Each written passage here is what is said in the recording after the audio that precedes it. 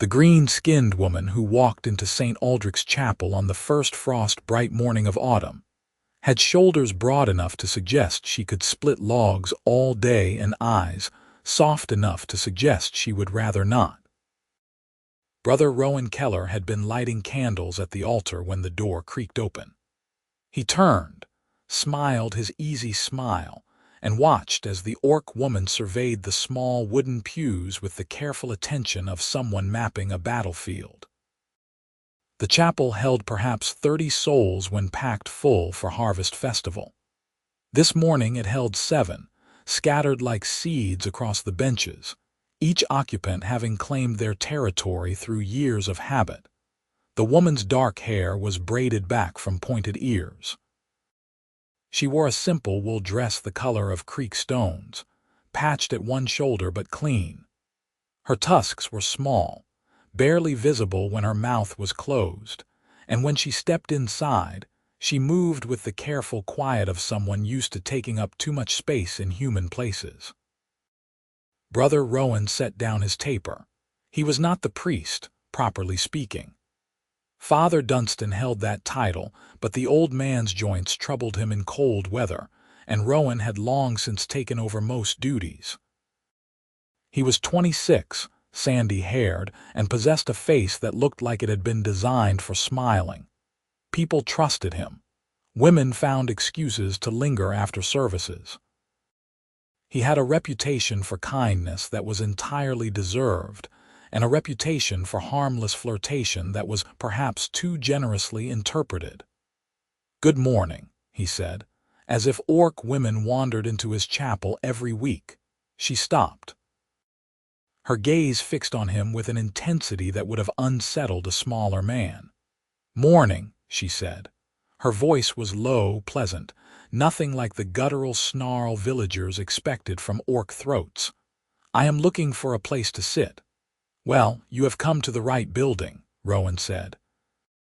He gestured to the empty pews with a sweep of his arm. "We have many places to sit. Some are more comfortable than others. I recommend avoiding the 3rd row on the left. The bench has a crack that will pinch you most uncharitably." She did not smile, but something in her eyes softened. She looked again at the scattered congregation. Old Marjorie Finch occupied the front row, as she had every morning for 40 years. The Watts brothers sat in the back, still smelling of the barn. Young Timothy Dale knelt in a side pew, head bowed in the desperate prayer of a boy in love with a girl whose father disapproved. And there, on the right side, 4 rows back, sat a man with dark curling hair and a profile that could make angels weep. The orc woman's eyes lingered on him. Rowan followed her gaze and his smile widened. "Ah," he said quietly, "that is Richard Carston. He farms the valley land east of here. Good man. Decent harvest this year, I understand." "He comes here often?" She asked the question without looking away from Richard. "Every morning," Rowan said. "He is remarkably devout, or remarkably stubborn. I have not determined which." Richard must have felt their attention. He glanced up, met the orc woman's eyes, and did something extraordinary. He grinned at her, not a polite smile, not a nervous grimace. A genuine, warm, slightly crooked grin that crinkled the corners of his eyes. She straightened as if he had touched her. "I want to sit there," she said, pointing to the space directly beside Richard. Rowan tilted his head. "The seat is not taken." "In this chapel," she said carefully, "are seats claimed by custom." He could have said no. He could have waved her to the pew and gone back to his candles. But Rowan Keller had not maintained a peaceful chapel in a prejudiced village by ignoring subtext. He glanced at the other congregants. Marjorie had turned to stare. The Watts brothers were whispering. "Some seats are claimed by long habit," he said slowly, "but no law prevents you sitting anywhere you choose. Custom is stronger than law in small places," she said. She was still looking at Richard, who was now watching their conversation with open curiosity.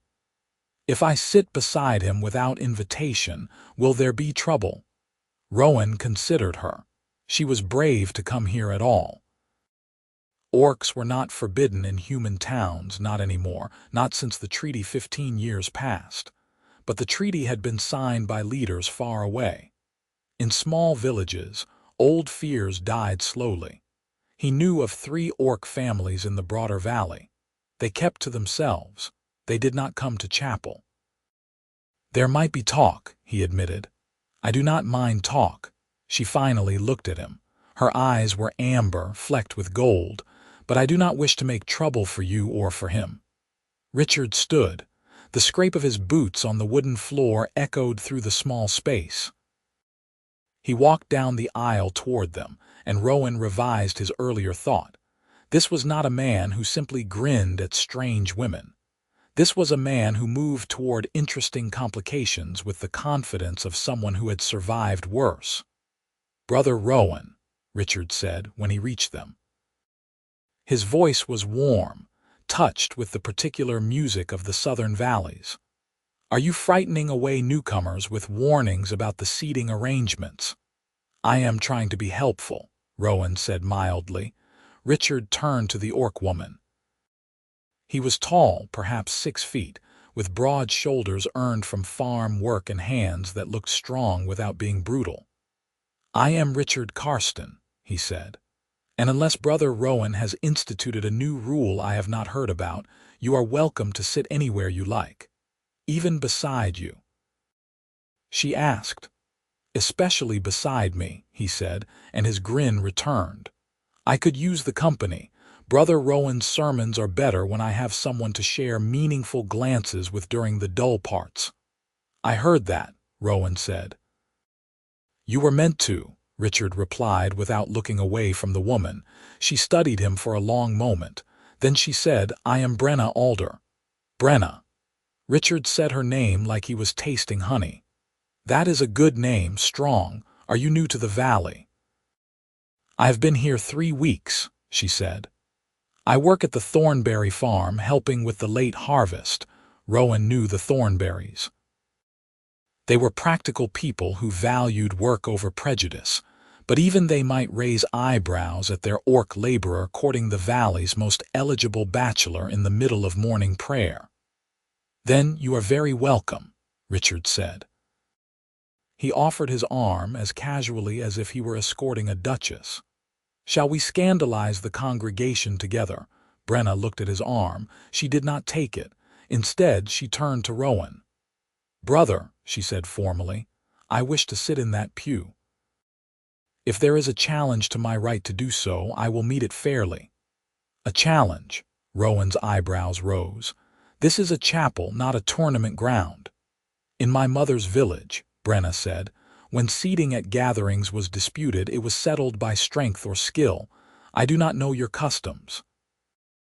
But I will not sit where I am not wanted. If anyone objects to my presence beside Richard Karsten, let them say so now, and we will settle it honorably." The chapel had gone utterly silent. Even the candles seemed to hold their breath.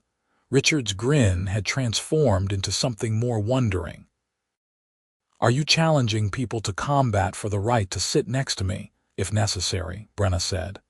"That," Richard said slowly, "is the most flattering thing anyone has ever done for me." Marjorie Finch stood. She was 80 if she was a day, bent with age but sharp-eyed. "I have been coming to this chapel since before you were born, Brother Rowan, and I have never seen such a thing." "Nor have I, Marjorie," Rowan admitted. "Is she allowed?" Marjorie demanded. "To sit in a pew?" Rowan asked. "Yes, to challenge people to combat. That is less traditional." "I do not mean to give offense," Brenna said. Her voice carried clearly through the small space. "But I will not sneak or apologize for wanting what I want. If my presence troubles anyone, I will prove my right to stay."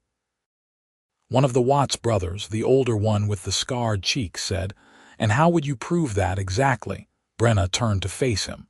"Choose a contest, any test of strength or skill. I will meet it." "This is absurd," the younger Watts said, but he sounded more fascinated than angry. Rowan should have stopped it. He was the keeper of this space, the shepherd of this small flock. But he was also 26 and human, and he could not remember the last time morning prayer had been this interesting.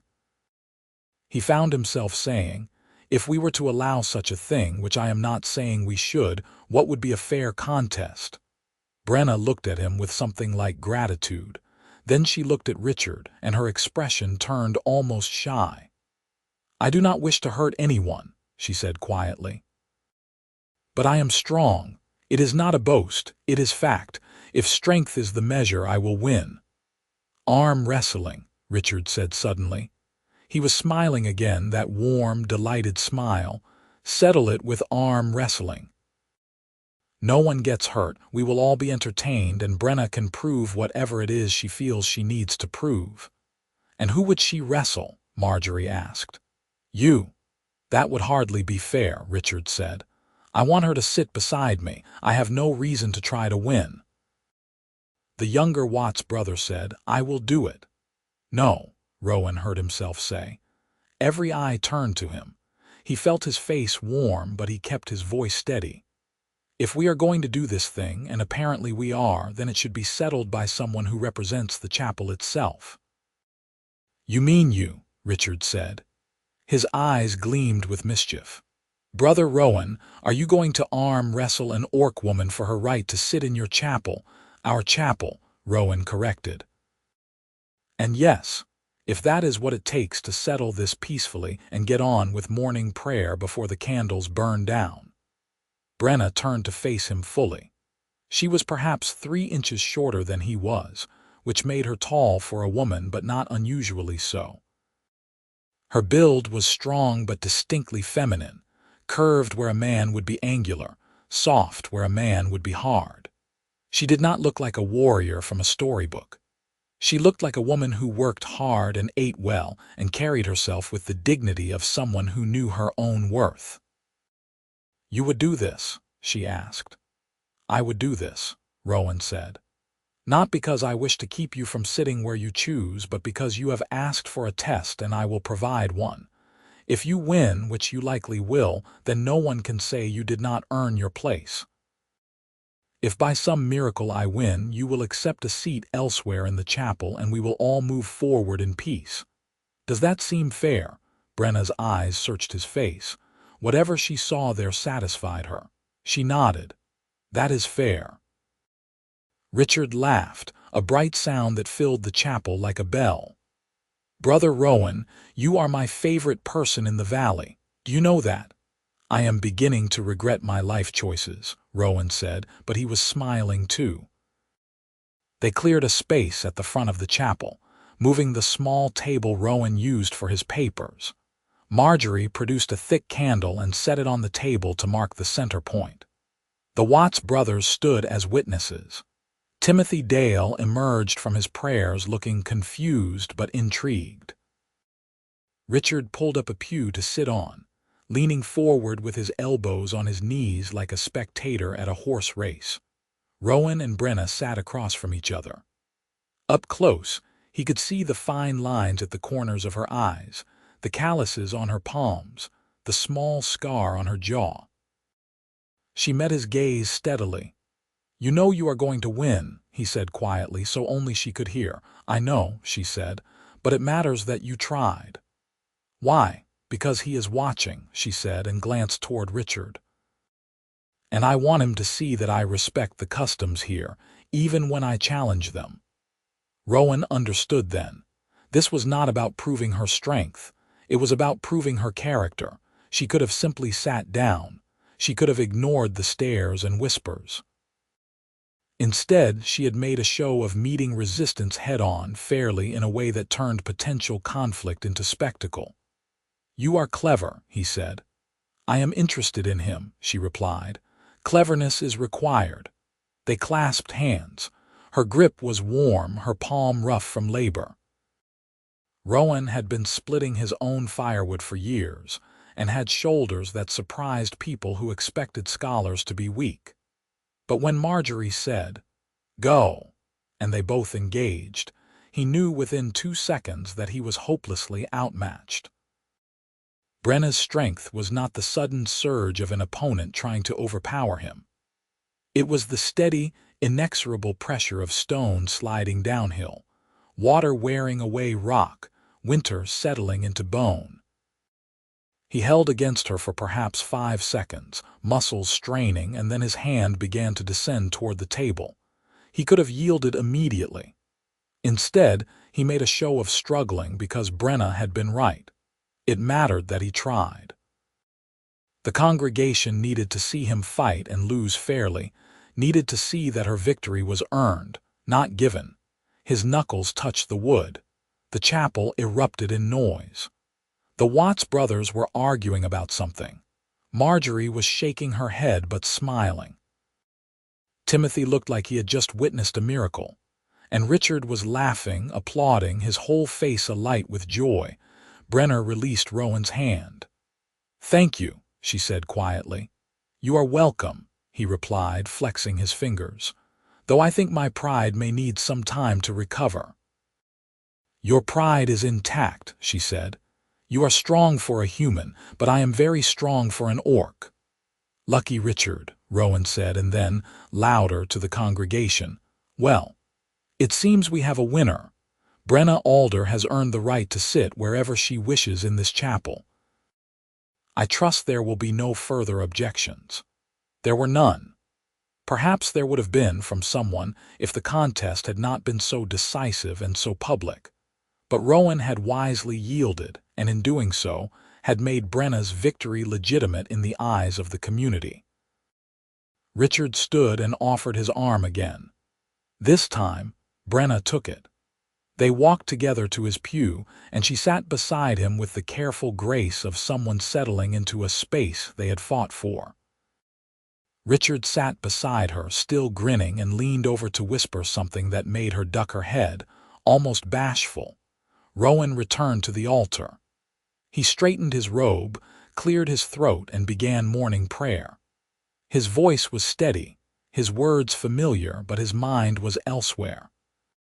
He was thinking about the orc woman who had walked into his chapel and turned a simple request into a moment of theater.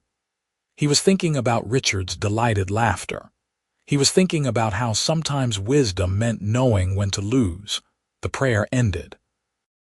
The congregation lingered as they always did, but today the lingering was different. People were not rushing to leave or to avoid. They were curious, watching the unusual pair in the 4th row. Marjorie approached first. She stopped in front of Brenna and Richard, hands folded over her cane, and looked at them both with the stern expression she had perfected over 8 decades. "You are the alder girl working for the Thornberries," she said. "I am," Brenna replied. "You do good work. I try to."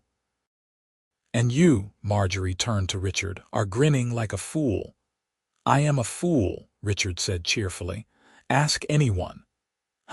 Marjorie's expression softened slightly.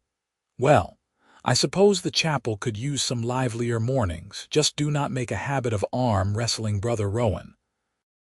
His dignity can only take so much." She shuffled away. It was not an endorsement exactly, but it was not a condemnation.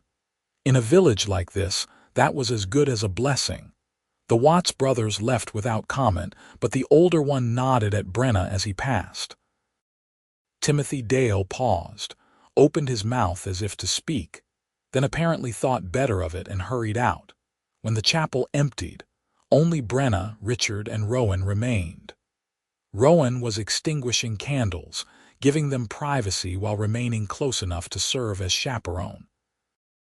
It was a delicate balance he had learned to strike over years of managing village courtships.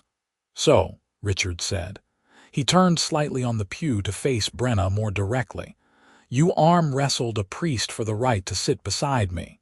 "He is not a priest," Brenna said. "He said so." "Brother, then." "You arm-wrestled a holy man," he offered, she pointed out. "True." Richard's smile had not faded, but something more serious entered his eyes. "Why? I told you I wanted to sit here." "Yes, but why?" He leaned forward slightly. "You could have sat anywhere. You could have sat beside me without asking permission. I would have been glad of it. Why make a contest of it? Brenna was quiet for a moment. When she spoke, her voice was low. Because I am orc and you are human, and I did not want you to wonder if I understood what that means. I did not want to pretend that sitting beside you is a small thing. It is not. People will talk. They will say things about you, about me, about what they think I want from you. I needed them to see that I am not sneaking or hiding. I am here because I chose to be, because I am strong enough to face whatever comes from that choice. I needed you to see it too. Richard absorbed this. Then he said, "You are interested in me." It was not a question, but Brenna answered anyway. "Yes." "Why? I saw you last week, at the market. You were buying apples from old Garrett, and he tried to sell you 3 bruised ones hidden at the bottom of the basket. You found them and handed them back, but you did not get angry. You made a joke." He laughed. "You paid full price anyway and told him to give the bruised ones to someone who needed them. Then you gave half your apples to a woman with 4 children and not enough coin. You did not make a show of it. You just did it." Richard blinked. "You saw all that." "I was watching you," Brenna said simply. "I have been watching you for a week. You are kind, you are generous, you make people laugh, and you are beautiful. So yes, I am interested." A flush rose in Richard's cheeks. Rowan, across the chapel, made a noise that might have been a cough or a laugh. "I am not used to being courted so directly," Richard said. "Would you prefer I be less direct?" "No," he said immediately. "No, I like it. I like you. I just want to make sure you understand what you are getting into." "What am I getting into?" He hesitated. For the first time since she had met him, the easy smile faltered. "I am not as simple as I seem," he said quietly. "People think I am all smiles and charm and nothing underneath. Sometimes I let them think that because it is easier, but there are reasons I come to chapel every morning. There are things I carry that I do not talk about." "I do not need you to be simple," Brenna said. "I need you to be honest." "I can do that," he said. "But maybe not all at once, maybe slowly. Is that acceptable?" "Yes." He smiled again, softer this time. "Then I would very much like to be courted by you, Brenna Alder. I would like to sit beside you at morning prayer and walk you back to the Thornberry farm and learn everything there is to know about you. If you are brave enough to challenge a chapel's seating arrangements, I think I am brave enough to see where this goes." "Good," Brenna said. She did not smile often, but she smiled then, and it transformed her face into something radiant. Rowan approached them, diplomatically giving them a moment to see him coming. "The chapel will be open again this evening for Vespers," he said.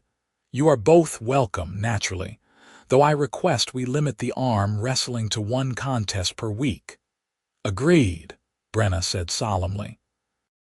"I make no promises," Richard said, and this time when he offered Brenna his arm, she took it without hesitation. They left together. Rowan watched them go, the tall, dark-haired human farmer and the strong, green-skinned orc woman, walking side by side down the dirt path toward the village center. He thought about the way Richard had looked at her, like she was something precious and surprising.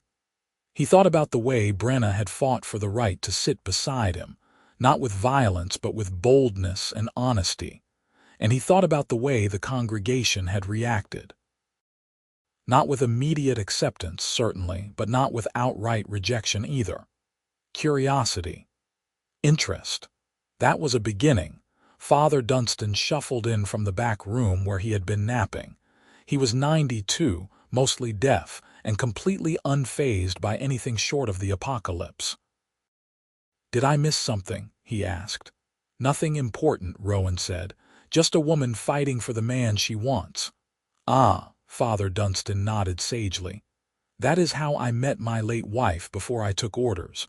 She challenged my brothers to a foot race for the right to court me. Did she win? No. But she ran anyway, and that was what mattered."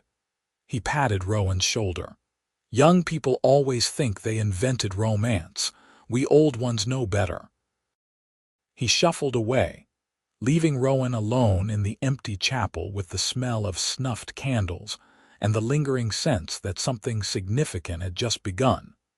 Over the following days, the story of the arm wrestling spread through the village like fire through dry grass.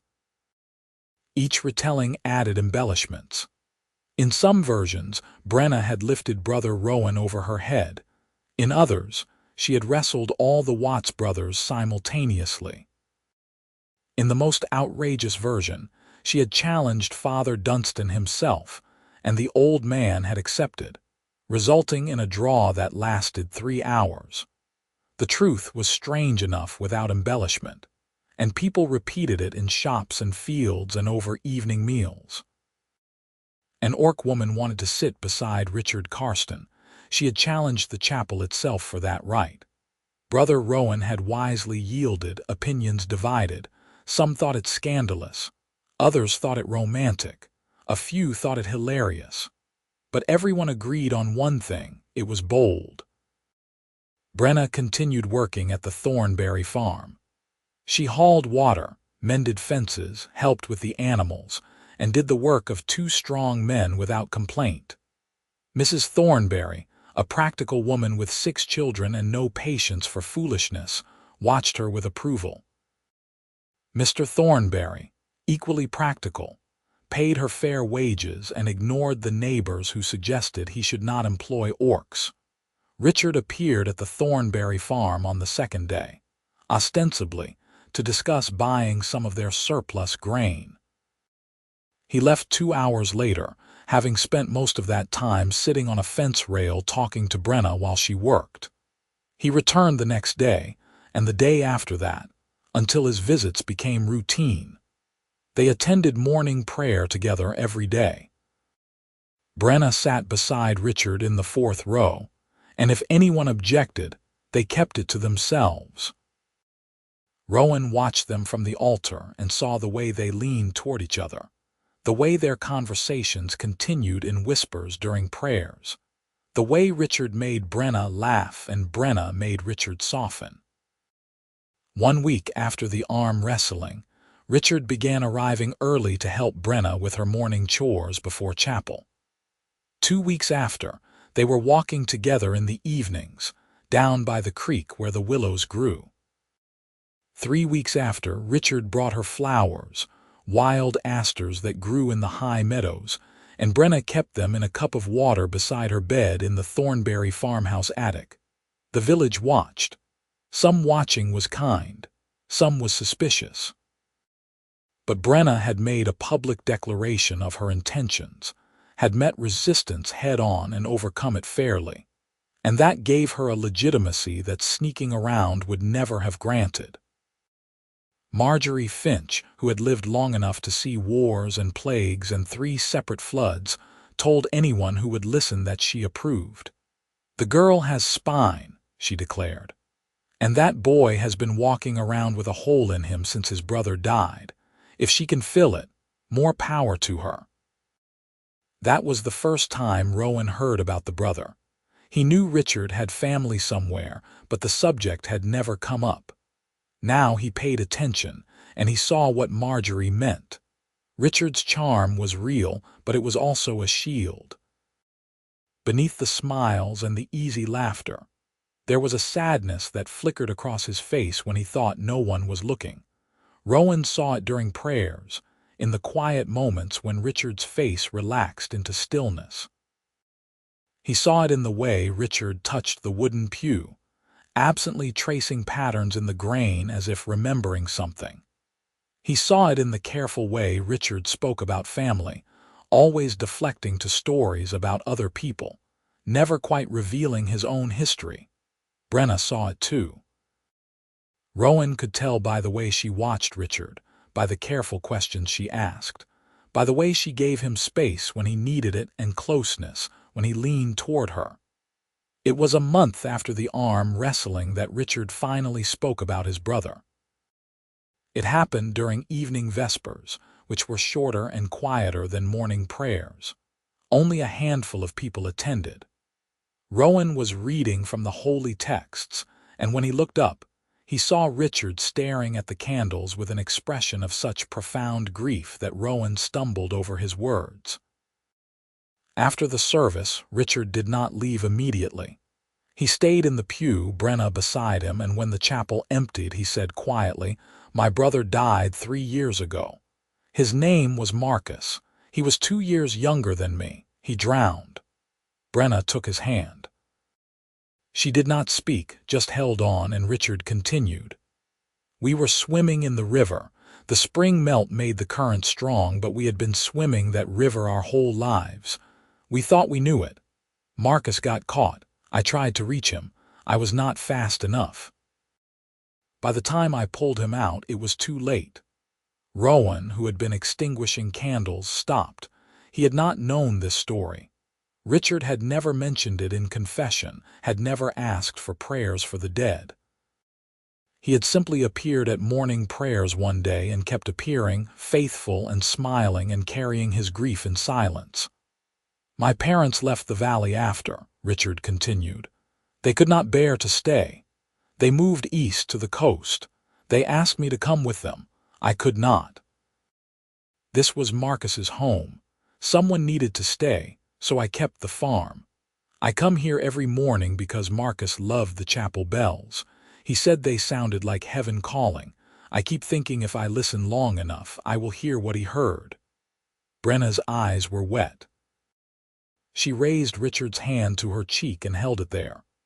"I am sorry," she said. "I am so sorry." "I am good at pretending to be fine," Richard said. "I have had 3 years of practice. People think I am happy. Mostly I am. But there are days when I feel like I am drowning too, and I just keep smiling because I do not know what else to do." "You could stop pretending," Brenna said gently. "At least with me. You do not need to smile for me unless you mean it." Richard looked at her. Really looked, as if seeing her fully for the first time. "You make me mean it," he said. "When I am with you, I am not pretending. That is why I keep coming back." Rowan turned away, giving them privacy. He felt like an intruder on something sacred. He busied himself with unnecessary tasks, straightening already straight prayer books, sweeping already clean floors until he heard them stand and walk toward the door. At the threshold, Richard turned back. "Brother Rowan." "Yes, thank you for yielding." "If you had not, I might never have spoken to her. I might have kept being too careful, too afraid of complicating things. You made it simple. You let her win her seat beside me, and in doing so, you gave me permission to stop being alone." "I did very little," Rowan said. "Brenna did the hard part." "You did not have to accept her challenge," Richard said. "You could have dismissed it as foolishness. You could have told her to sit down and be quiet. You chose to treat her seriously, to give her the contest she asked for. That mattered. To both of us." After they left, Rowan stood alone in the darkening chapel. Outside, the autumn evening was settling into its long shadows. He thought about the choices he made every day, the small moments of kindness or dismissal that shaped people's lives. He had thought himself wise for yielding to Brenna's strength. Now he wondered if the real wisdom had been in recognizing what she was truly fighting for. Not a seat, but a place. Not beside Richard, but beside a man who needed someone brave enough to see past his smiles. The following Sunday, Father Dunstan felt well enough to deliver the sermon. He shuffled to the front of the chapel, peered at the congregation with rheumy eyes, and announced that today's reading concerned the nature of love and sacrifice. The chapel was fuller than usual. Word had spread about the unusual couple, and people were curious. Some came to judge. Some came to support. Some came because they had nothing better to do on a Sunday morning, and a little drama made the prayers more interesting.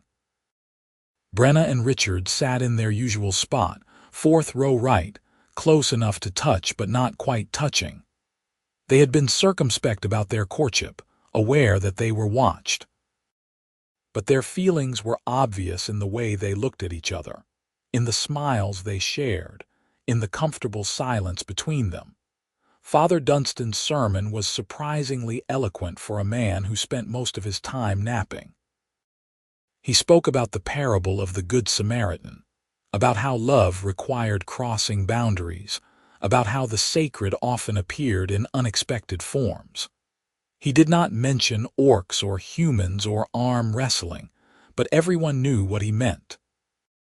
Afterward, as people filed out, a man Rowan did not recognize approached Brenna and Richard. He was perhaps 50, thick-bodied, with the permanent squint of someone who spent his life outdoors. He wore decent clothes and carried himself with the assurance of property. "You are Richard Carston," the man said. It was not a question. "I am," Richard replied carefully. "I am Harold Vess. I own the mill downstream from your farm." "I know who you are, sir." "Then you know I have some standing in this community." Vess's gaze moved to Brenna. "And you are the orc woman causing all the talk." Brenna met his eyes steadily. "I am Brenna Alder, Miss Alder." Vess's tone was not quite rude, but it was not friendly. "I wonder if you understand the position you are putting young Richard in. He has a reputation in this valley." "A good reputation. His family has farmed here for 3 generations. What do you think happens to that reputation when he starts walking around with an orc on his arm?" "Mr. Vess," Richard said, and his voice had gone cold in a way Rowan had never heard before. "I am standing right here. If you have concerns about my choices, you can address them to me." "I am addressing them to her because she is the one making the choice," Vess said. "You are a young man. Young men are foolish about pretty faces, even green ones, but she is old enough to know better. She should understand that this dalliance of yours will cost you. Neighbors who trust you now will not. Business you could have done will go elsewhere. The respect you inherited from your father and grandfather will evaporate. Is that what you want, Miss Alder? To ruin a good man because you are lonely?" Brenna's jaw tightened. Her hands, which had been loose at her sides, curled into fists, but her voice when she spoke was level. "I want Richard to be happy. If being with me makes him unhappy, I will walk away." "It should not come to that," Vess said. "You could walk away now, before you do him real harm." "That is enough." Father Dunstan's voice, thin and reedy with age, somehow cut through the tension. He had been standing nearby, apparently eavesdropping. Now he shuffled forward, cane tapping against the floor. "Harold Vess, you are in a house of worship. You will conduct yourself with respect, or you will leave." "Father, I meant no disrespect. You are telling a woman she is not good enough to court a man she cares for," Dunstan interrupted. "In my chapel, after a sermon about love crossing boundaries." "Either you did not understand the lesson, or you chose to ignore it. Which is it?" Vess's face reddened. "I am thinking of the community."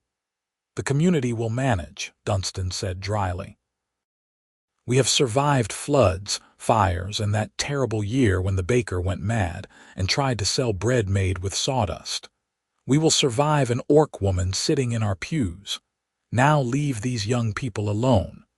Vess looked like he wanted to argue.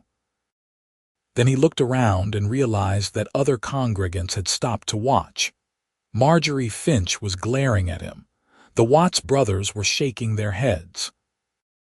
Even people who might have privately agreed with his sentiments were frowning, because publicly challenging a couple in front of a priest was poor form.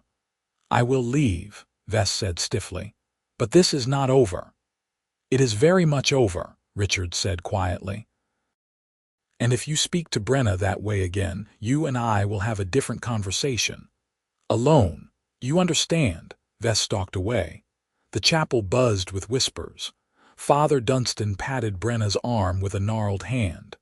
"Pay him no mind, child. He is a small man with small thoughts.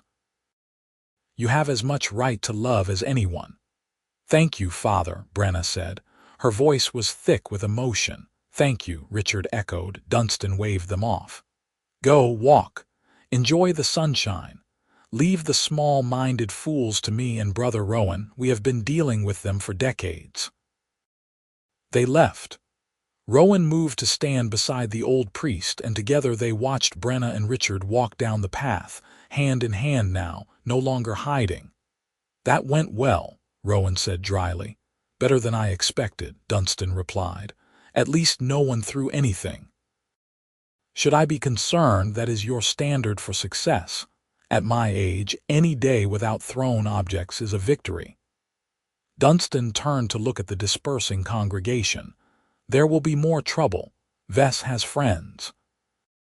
Some people will side with him, not because they care about Richard's reputation, but because they are afraid of change." "What should we do?" "What we always do," Dunstan said. "We keep opening the doors, we keep offering prayers. We keep reminding people that the divine loves all of us, even the ones who look different. The rest is between them." That evening, Richard did not appear at vespers. Brenna came alone, and she looked shaken. She sat in the fourth row in what had become their pew, and her hands trembled when she clasped them in prayer. After the service, Rowan approached her. "Is Richard well?" "He is home," Brenna said. "He asked me not to come. He said he needed time to think." "About what?" "About whether this is worth it." Her amber eyes were wet. "He does not want me to be hurt by what people say. He thinks if he steps back, the talk will stop and I can have a normal life here." "Do you want a normal life?" Rowan asked. "I want him," Brenna said simply. "I do not care about the talk, but I care if it hurts him. Mr. Vess was right about one thing. Richard has a good life here. He has a farm, a community, a future. I am a laborer passing through. Maybe I should pass on." "Do you love him?" Brenna looked at him sharply. "We have known each other only a month." That was not an answer. She was quiet for a long moment. Then she said, "Yes, I love him. I fell in love with him when I saw him give those apples away, and I have fallen deeper every day since. He makes me laugh. He listens when I talk about my life, my family, my hopes. He does not flinch when I am loud or strong or direct. He sees me as I am, and he does not try to make me smaller. Yes, I love him." "Then do not leave," Rowan said firmly. "Do not make that choice for him. Let him decide what his life should look like.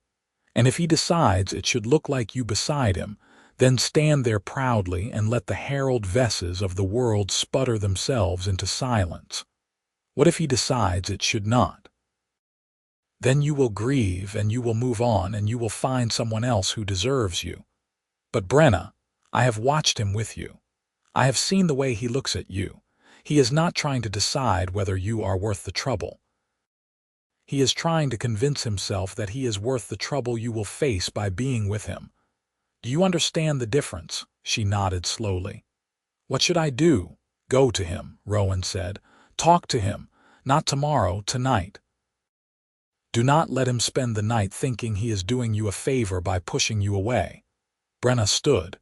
She was shaking, but it was not fear. It was determination. "Thank you, Brother Rowan. You are a good man." "I am a moderately competent man who occasionally says the right thing," Rowan corrected. "Now go. And take that lantern by the door. The path to the Carston farm is dark this time of night."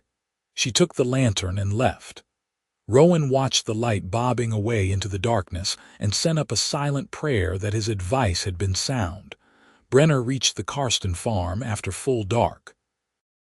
The farmhouse was small but well kept, whitewashed walls glowing faintly in the moonlight. A single window showed lamplight. She approached and knocked. Richard opened the door. He looked surprised to see her, then concerned. "Brenna, what are you doing here? It is late."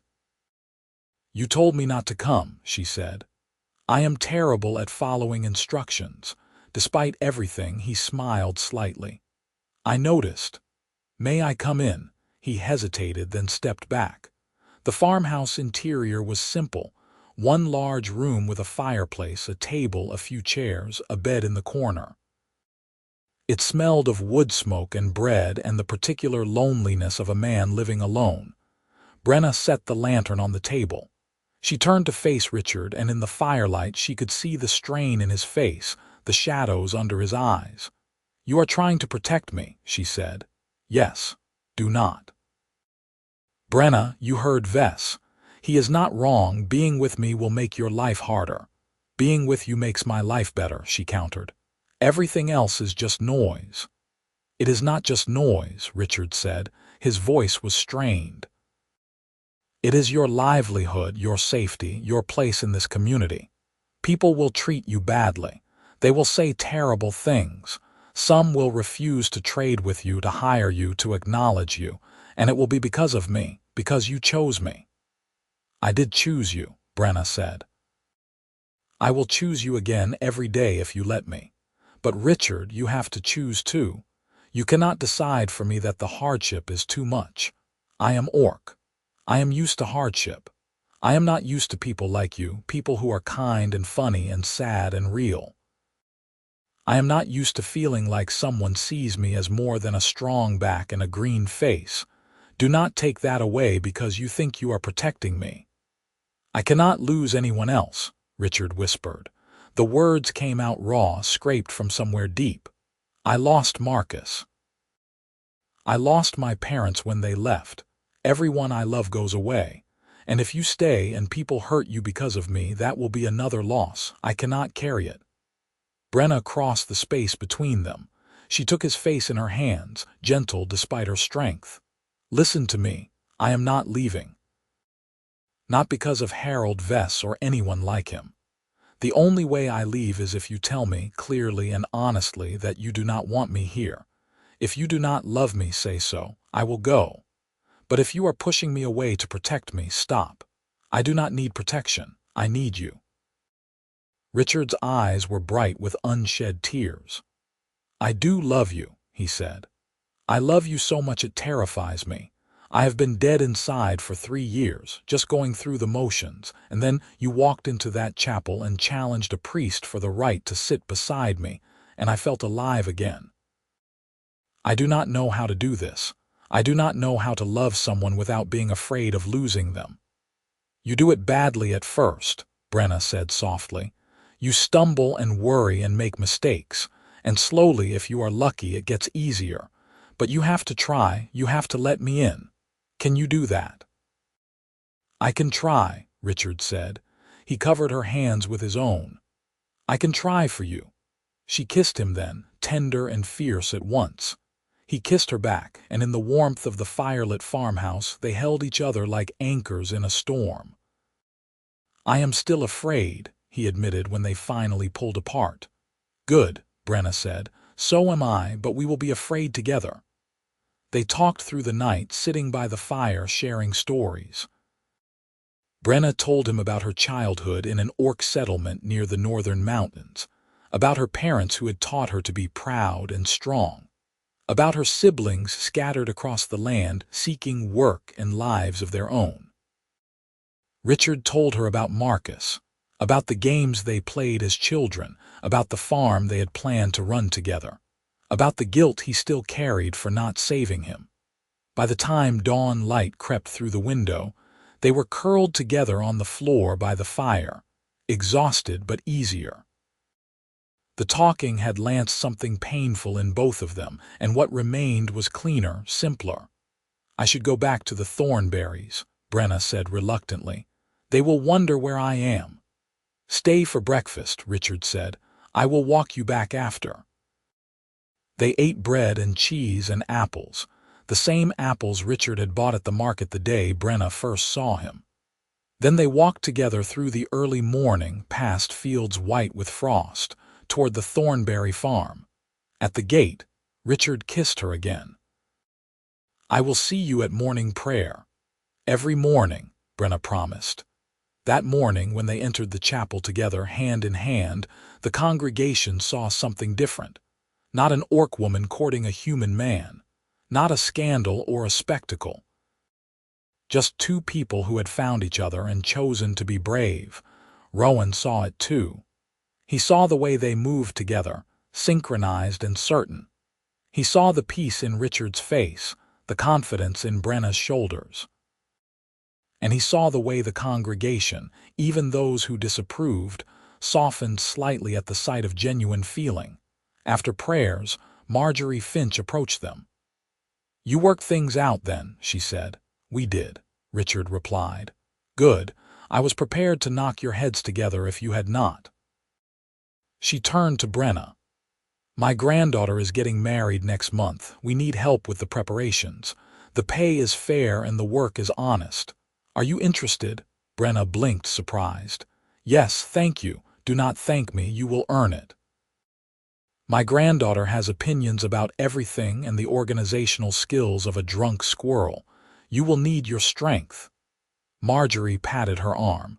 "But it will give you work past harvest season. If you are staying, you will need that." "I am staying," Brenna said. "I thought you might be." Marjorie shuffled away, leaving Brenna and Richard staring after her. "Did that just happen?" Richard asked. "I think Marjorie just gave us her blessing," Brenna said wonderingly. "Not just her blessing. Work for you.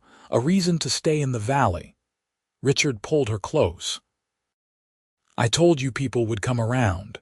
"Some people," Brenna corrected. "Not all." "Some is enough," Richard said.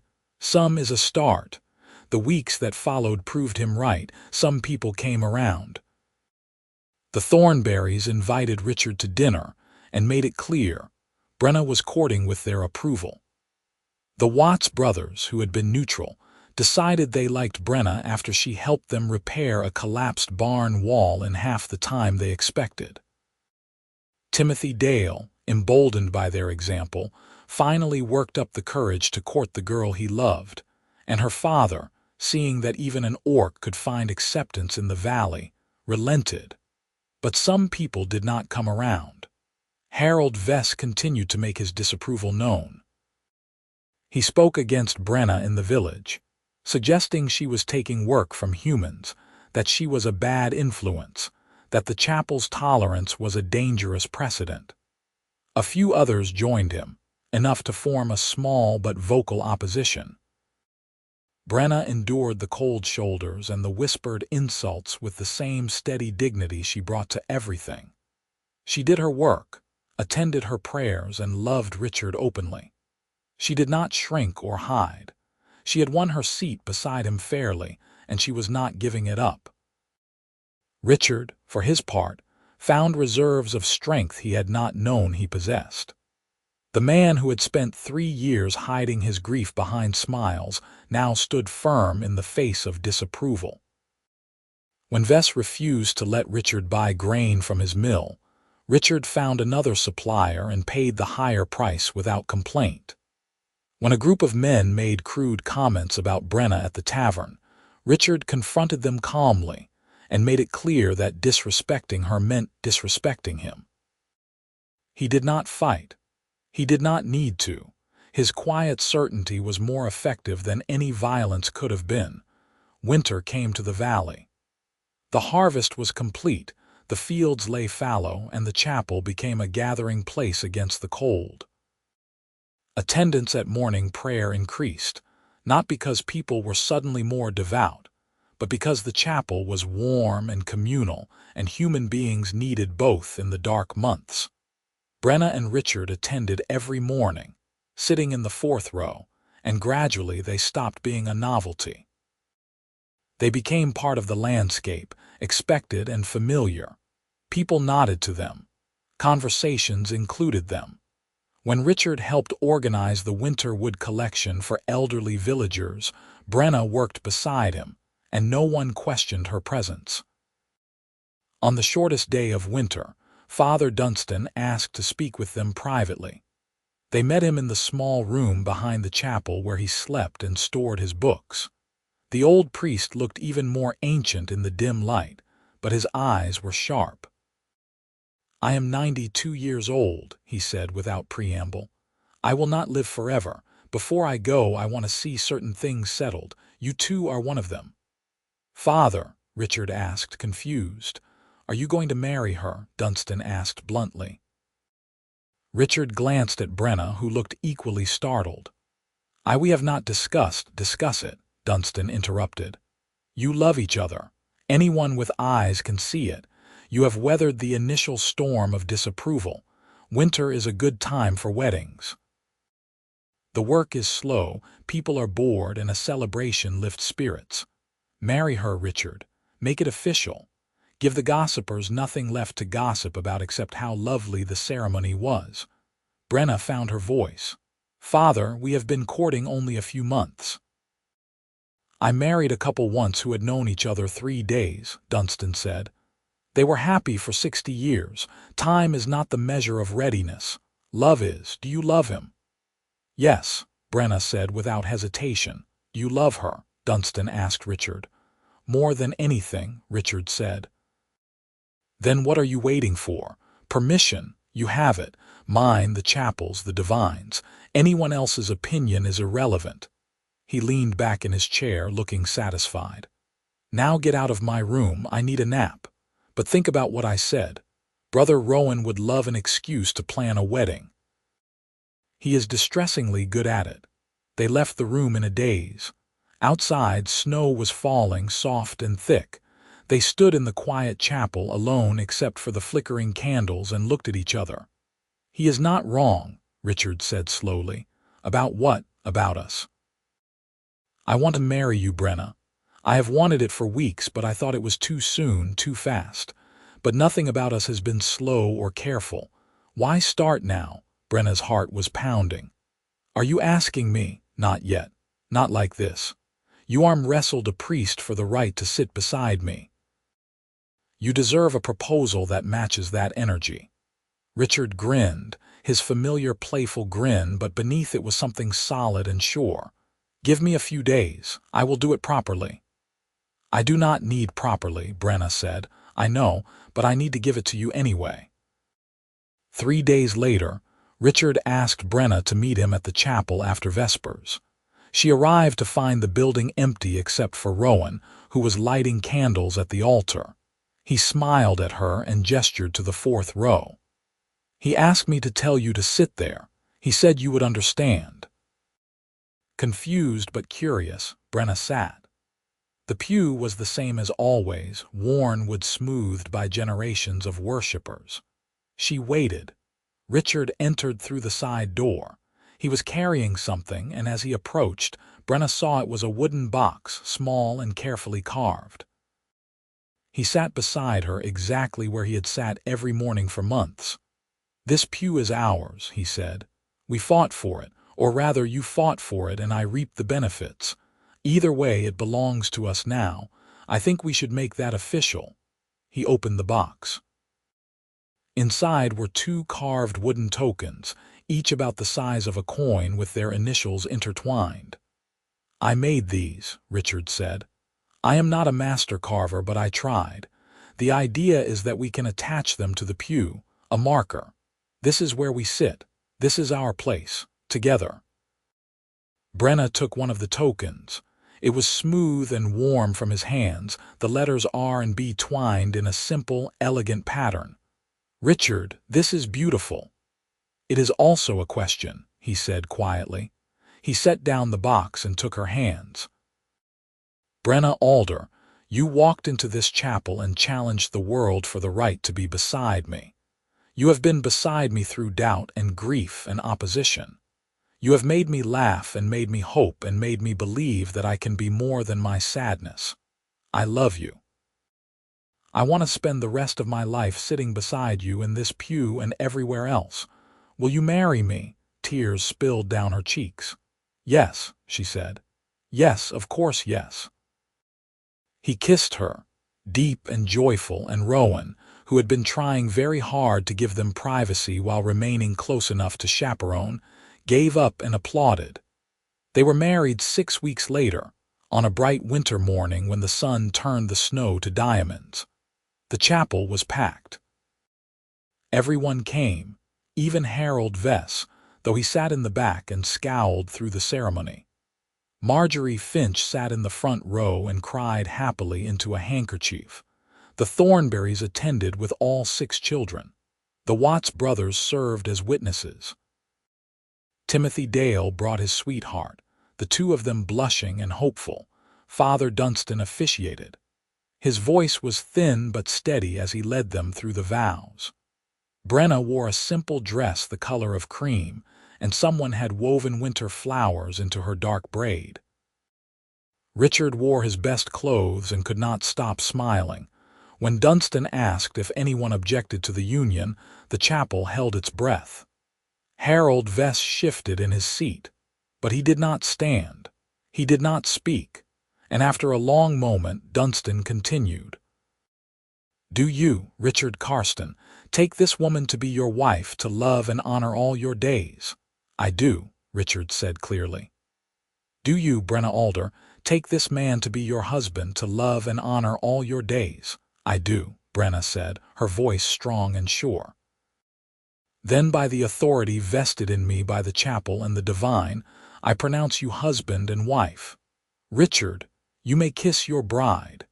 He did, to cheers and applause that echoed off the rafters. They walked down the aisle together, hand in hand, and people reached out to touch them, to offer blessings, to be part of the moment. Even Vess, when they passed him, gave a grudging nod. Outside, the village had prepared a celebration. There was food and music and dancing in the snow. Brenna and Richard were at the center of it all, laughing and spinning and utterly, radiantly happy. Rowan watched from the chapel steps, Dunstan beside him. The old priest was wrapped in blankets against the cold, but he refused to go inside. "We did good work," Dunstan said. "They did the work," Rowan corrected. "We just gave them the space to do it. Sometimes that is enough." Dunstan was quiet for a moment, watching the celebration. Then he said, "When I am gone, you will be the one officiating weddings like this, controversial ones, difficult ones. You will have to decide whether to open the doors or close them." "I will open them," Rowan said without hesitation. "Good." Dunstan patted his hand. "You are a good man, Brother Rowan. This chapel is lucky to have you." "I am lucky to have this chapel," Rowan said, "and congregants like them." The celebration lasted into the evening. Eventually, Richard and Brenna slipped away, back to the farmhouse that was now officially theirs together. Inside, they built up the fire and sat close, savoring the warmth and the quiet. "We are married," Brenna said wonderingly. "We are married," Richard agreed. "How does it feel?" "Right," she said. "Exactly right." He kissed her temple. "I am glad you arm-wrestled Brother Rowan. So am I. I am glad you were bold and brave and refused to hide. I am glad you were kind and honest and let me in."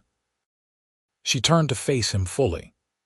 "Richard, I know today was perfect, but there will be hard days too. Vess and people like him will not disappear just because we are married. There will still be talk and trouble." "I know," he said, "but we will face it together. And Brenna, I have been thinking. This farm is ours now, both of us. What if we made it a place where others like us could come? Humans and orcs who want to bridge the divide.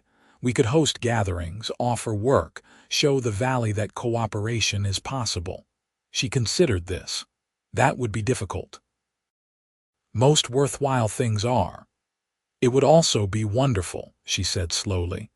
A place where no one has to fight for their seat, where everyone belongs. Exactly. They talked late into the night, making plans, dreaming dreams. By the time they finally slept, wrapped in each other's arms, they had sketched the outline of a future neither could have imagined alone. Spring came, and with it, the first tentative steps toward that future. Richard and Brenna hired workers for the farm, both human and orc, paying fair wages and fostering cooperation. It was not always easy. There were misunderstandings and tensions. But slowly, the farm became known as a place of integration, and people who wanted something different began to seek it out. The chapel remained central to their lives. They attended morning prayer faithfully, sitting in the 4th row, the pew marked now with their carved tokens. Other couples began to follow their lead, courting across species lines, emboldened by the example Brenna and Richard set. Father Dunstan died peacefully in his sleep that summer, at the age of 93. Rowan took over as priest, and his first official act was to commission a plaque in Dunstan's honor, hung near the altar where everyone could see it. It read, "He opened the doors." Harold Vess never became a friend, but over time his opposition softened into grudging acceptance. When his mill burned down 2 years after the wedding, Richard was among the first to offer help rebuilding. Vess accepted, and though they never spoke of their past conflict, something shifted between them. Not forgiveness exactly, but a mutual recognition of shared humanity. Brenna thrived. She became a respected figure in the valley, known for her strength and her fairness. When disputes arose, people began to ask for her mediation, trusting her directness and wisdom.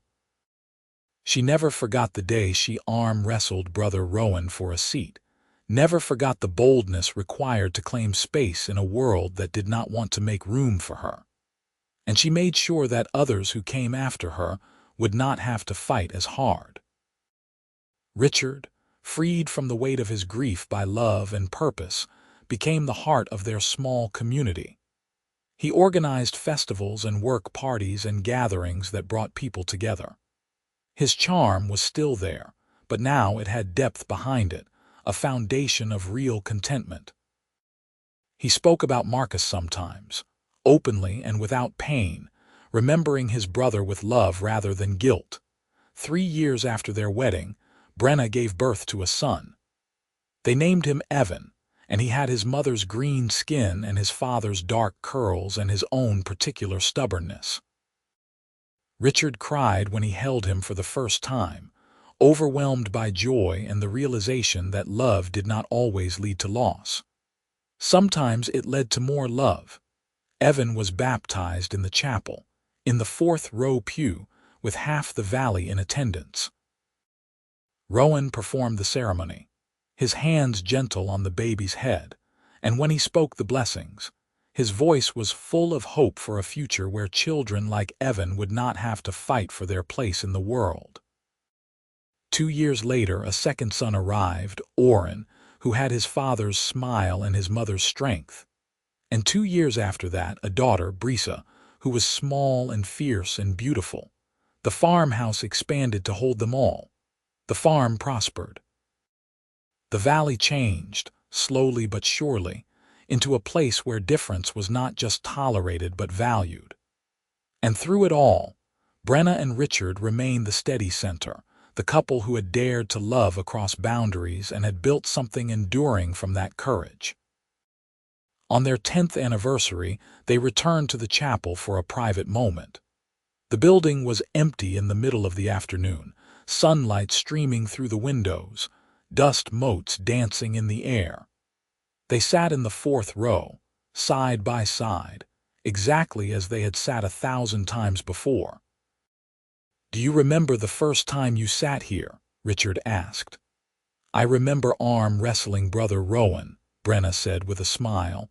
"I remember how nervous I was, how much I wanted to impress you. You succeeded. I remember thinking that if I could just sit beside you, everything else would work itself out." "It did," Richard said. He took her hand, lacing their fingers together. "Better than I ever imagined. Better than I dared hope," Brenna agreed. They sat in comfortable silence, listening to the familiar sounds of the chapel. The creak of old wood, the whisper of wind through cracks, the distant sound of the village going about its day. This place had witnessed their beginning, had sheltered them through storms, had celebrated their joys and mourned their griefs. It was, in every way that mattered, home. Rowan found them there an hour later, still sitting quietly. He had grown into his role as priest, his face a little more lined but his smile as warm as ever. "I wondered if you would come today," he said. "We come every year," Brenna said. "To remember." "And to give thanks," Richard added. Rowan sat in the pew in front of them, turning to face them. 10 years, he said. "It feels like both a lifetime and no time at all." "It feels like exactly enough," Brenna said. "The valley is different because of you too," Rowan said seriously. You know that, right? You changed minds, you opened possibilities. Children like Evan and Oren and Brisa will grow up in a world you made better. We just loved each other, Richard said. That is all. That is everything, Rowan corrected. Love is always everything, but your love was particularly brave, and bravery inspires others. He stood, preparing to leave them to their private moment. I am grateful. For that day you walked in and challenged me to arm wrestle, for everything that followed. You reminded me why I do this work. After he left, Brenna leaned her head on Richard's shoulder. We should go home, she said. The children will wonder where we are. In a moment, Richard said. He pulled her closer, breathing in the scent of her hair, feeling the solid warmth of her beside him. I want to sit here a little longer, in the pew we fought for, the pew that started everything. It was a good fight, Brenna said softly. The best, Richard agreed. They sat together as the afternoon light shifted and the chapel settled into its ancient peace. Two people who had found each other in the most unlikely way, who had claimed their space with courage and built a life with love, who had faced opposition and overcome it not with violence but with stubborn, joyful persistence. The pew would remain theirs for all the years to come. Their children would sit there, and perhaps their grandchildren. The carved tokens would fade and be replaced, but the story would endure. The story of the orc woman who arm-wrestled a priest for the right to sit beside the man she loved. The story of the human man who chose love over fear. The story of a community that learned, slowly and imperfectly, to make room for difference. And in the center of it all, in the fourth row of a small frontier chapel, two people who had fought for their seat and won everything that mattered. They rose eventually, hand in hand, and walked out into the golden afternoon. The chapel doors stood open behind them, welcoming, just as they had been that first frost-bright morning when Brenna Alder walked in and changed everything. The walk back to their farm was familiar now, worn smooth by 10 years of footsteps. Their children would be waiting, along with the evening chores and the pleasant chaos of family life. But for these few moments, it was just the two of them, walking the path they had made together, grateful for every step. Richard pulled Brenna close as they walked, kissing her temple the way he had done 1,000 times before. I love you, he said. Simple words, worn smooth by repetition, but no less true for their familiarity. I love you, she replied, and in those words were 10 years of mornings in the chapel, 10 years of facing the world together, 10 years of building something strong enough to last. They reached the farmhouse as the sun touched the horizon. The windows glowed with lamplight. Voices called from inside. Their children, impatient for supper, full of questions about where their parents had been. Brenna and Richard exchanged a smile, that particular smile of parents who loved their chaos even as it exhausted them, and walked inside together. The door closed behind them. The valley settled into evening. And in the small chapel at the heart of the community, the fourth row pew waited, marked with 2 carved tokens, ready for the next morning when Brenna and Richard would return, as they always did, to sit side by side in the place they had claimed and made their own. It was a good life. A full life. A life built on the foundation of one bold moment when a woman decided to fight for what she wanted, and a man decided to be brave enough to want it too. Everything that followed the wedding, the children, the farm, the community, the slow transformation of a prejudiced valley into something better, all of it began with that single act of courage, and in the end, that was the story worth telling. Not just a romance, though it was that. Not just a tale of overcoming prejudice, though they had done that too. But the story of two people who saw each other truly, who chose each other despite every reason not to, and who built something beautiful from that choice. The stars came out. the valley slept. And in the farmhouse, surrounded by the people they loved, Brenna and Richard held each other close and knew, with the certainty of a decade's proof, that they had been right to fight for their seat beside each other. Right to claim their space. Right to love boldly and without apology. Some fights were worth having. Some seats were worth winning.